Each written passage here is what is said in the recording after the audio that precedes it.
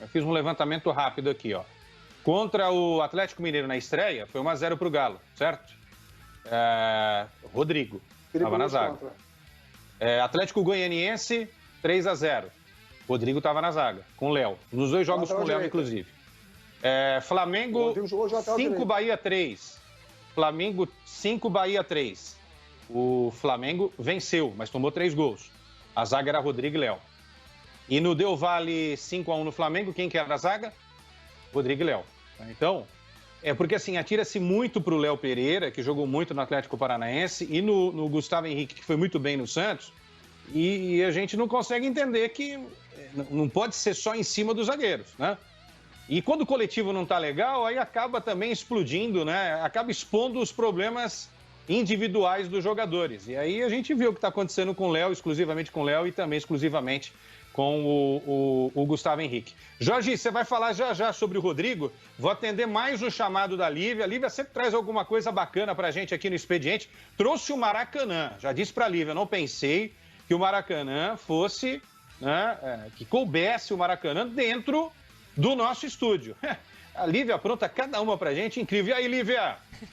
Ô, Quesada, estamos na casa da Libertadores, Quesada. Aqui tudo é possível, você esqueceu desse pequeno detalhe. Eu estava acompanhando aí, Quesada, você e os nossos companheiros falando sobre o Flamengo, a provável escalação, quem é que vai a campo, quem é que não vai. Eu trouxe o Maracanã aqui no estúdio do Fox Sports e a partir de agora eu trago o nosso Flamengo, provável Flamengo que vai a campo. Começa aqui com o Diego Alves no gol, homem de confiança do Rogério Ceni, desde que ele chegou apostando no goleiro mais experiente. O Isla, que no primeiro jogo sentiu no aquecimento, volta, está preparado, teve essa semana inteira de trabalho, assim como todo o elenco do Flamengo. O Isla deve ir a campo ao lado do Rodrigo Caio. Todo mundo na expectativa de uma atuação mais firme do sistema defensivo, mas como foi colocado aí, não pode se colocar apostar tudo na conta do Rodrigo Caio, né? É preciso marcar pressão lá na frente, como o Flamengo vinha fazendo isso com o Jorge Jesus, porque senão estoura justamente aqui no sistema defensivo. Mas vem mais confiante, tem Rodrigo Caio, que se recuperou da lesão na panturrilha, acompanhado do Léo Pereira, e aí do outro lado o Felipe Luiz. No meio de campo, provavelmente teremos Gerson e o William Arão, lembrando que o Diego também está à disposição do técnico Rogério Ceni. O miteiro, Everton Ribeiro, vai estar em campo acompanhado de Arrascaeta, Bruno Henrique e surge a grande interrogação. O Pedro está disponível, ele vem se recuperando de uma lesão na coxa, ele sentiu quando ainda estava defendendo a seleção brasileira. Mas tem o Vitinho, que vem sendo aproveitado com o Rogério Ceni. Então, acho que essa é a grande interrogação do Flamengo que vai a campo logo mais. E, claro, vocês vão acompanhar aqui na Casa da Libertadores, Flamengo e Racing, a partir das 9 horas da noite, com o João Guilherme lá no Maracanã, ao lado do Zinho, comentando. O Mauro César também vai comentar essa partida. E o Carlos Eugênio Simon vai estar de olho na arbitragem. Então, Quesada, eu rolo essa pergunta para você e para os nossos companheiros do Expediente Futebol. É Pedro como titular ou Vitinho? Quem vocês escalariam? Eu vou deixar essa pergunta para o Edmundo responder. Antes o Jorge vai falar do Rodrigo Caio, porque aí o Edmundo junta tudo e responde. Eu sou mais o Pedro. Sou mais o Pedro. Agora, o Pedro... É verdade que a gente pode dizer que o Pedro 70% é melhor do que o Vitinho 100%? Daqui a pouco eu vou jogar esse tijolo para o Edmundo resolver. Jorge, fale do Rodrigo Caio, Jorge. Olha, Quesada, o Rodrigo Caio, por tudo que os companheiros já falaram, né, é essencial para o time do Flamengo. Agora, esse ano, não é de agora que o Rodrigo Caio, desde setembro, está sem atuar por lesão. O Flamengo levou esse ano, todas as competições, 60 gols. Esse é um número muito expressivo, né? Contando desde o Campeonato Carioca, Libertadores. O ataque funciona muito bem, mas a defesa tem grandes problemas. Eu falei aqui semana passada, antes, no pré-jogo, né, no programa de terça-feira passada, o grande desafio do Rogério Ceni é dar esse equilíbrio defensivo ao Flamengo, né? E o Flamengo, embora marcando muitos gols, alguns jogadores não rendem como no ano passado, né? estão aquém do ano passado, principalmente na volta após a parada de quase 5 meses aí pela pandemia. A gente viu um Bruno Henrique, no geral, né, embora não esteja com aquela forma exuberante do ano passado, na Libertadores, fazendo um recorte para a Libertadores, Bruno Henrique tem sido muito importante nas últimas partidas do Flamengo.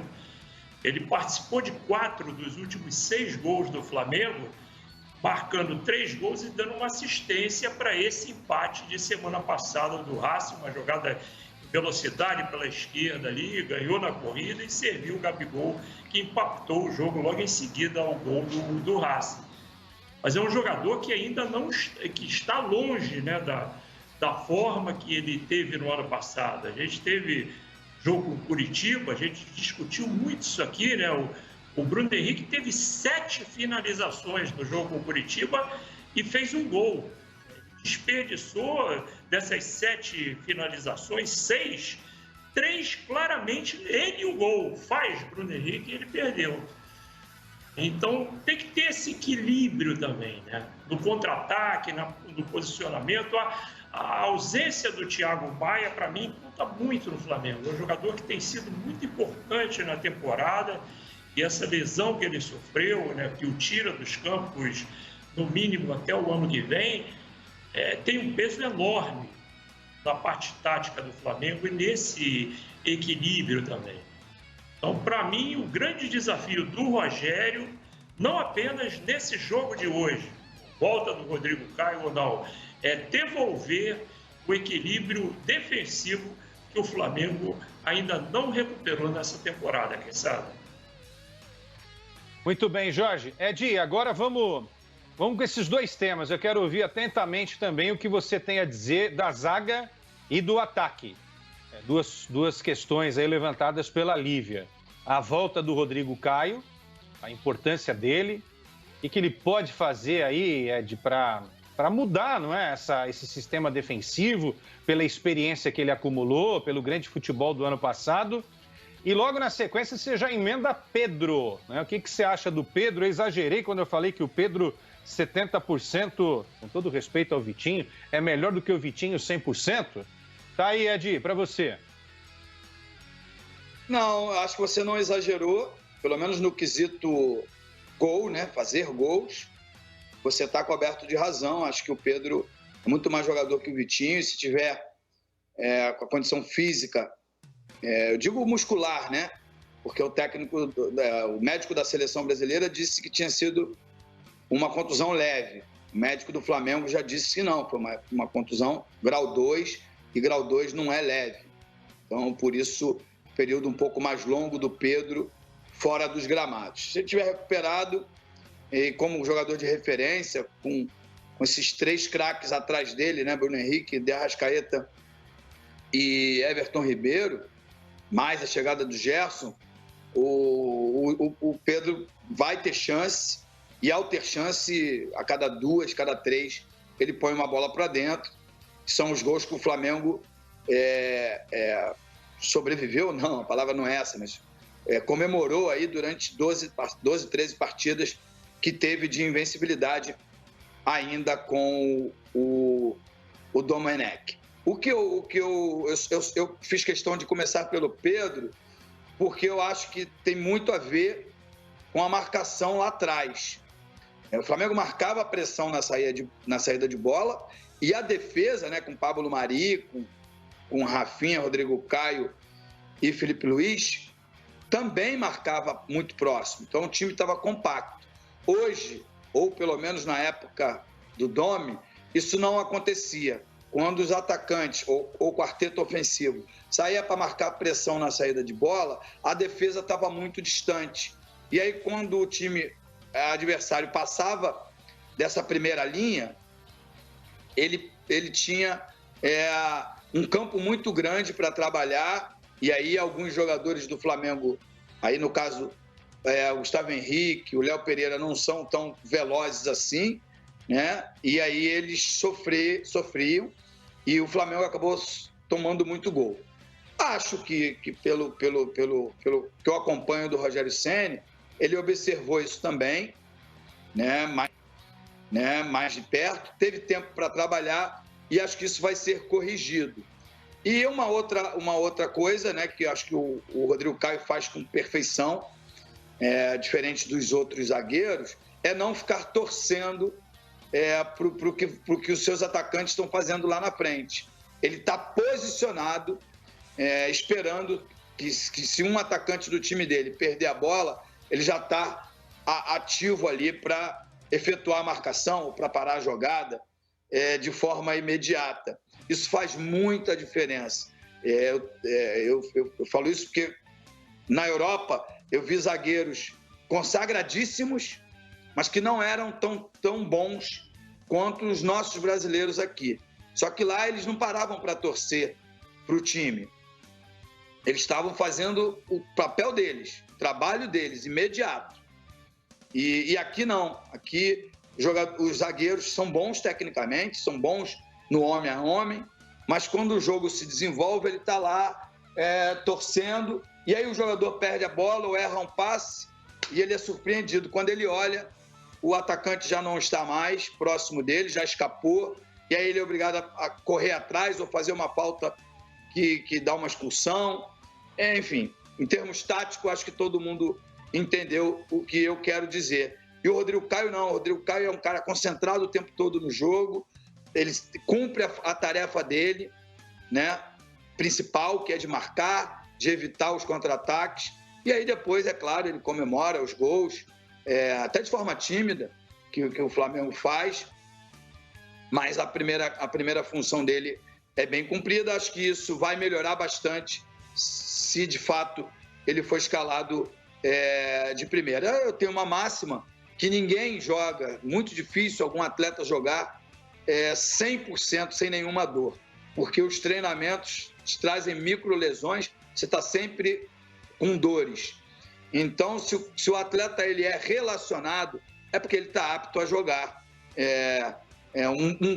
uma boa parte do jogo, se não toda, uma boa parte do jogo.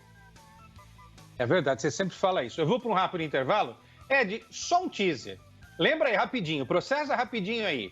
Qual o jogo que você chegou arregaçado fisicamente e você arrebentou? Tenta lembrar um aí. Você falou, meu Deus, hoje eu não vou jogar, hoje eu não vou conseguir andar em campo. E você chegou e arrebentou a boca do balão, se surpreendendo, porque às vezes o jogador também sabe até o limite dele naquele jogo e você acaba se surpreendendo. Lembra aí, lembra um pra gente. Eu tô enrolando aqui pra você lembrar. E aí? Não, eu já lembrei de imediato, porque para mim é o mais emblemático, que é o 6-0 contra a União São João de Araras. Eu cheguei, eu já contei aqui, acho que outras vezes, eu cheguei ao estádio de São Januário e eu sentava muito próximo do Luizinho Quintanilha, e eu falei para ele, olhei para ele assim, falei, pô, tô com a nhaca hoje, cara, tô cansado, a gente vinha numa batida de muitos jogos, tô com uma nhaca danada, tô cansado. E acabou o primeiro tempo 1-0, né?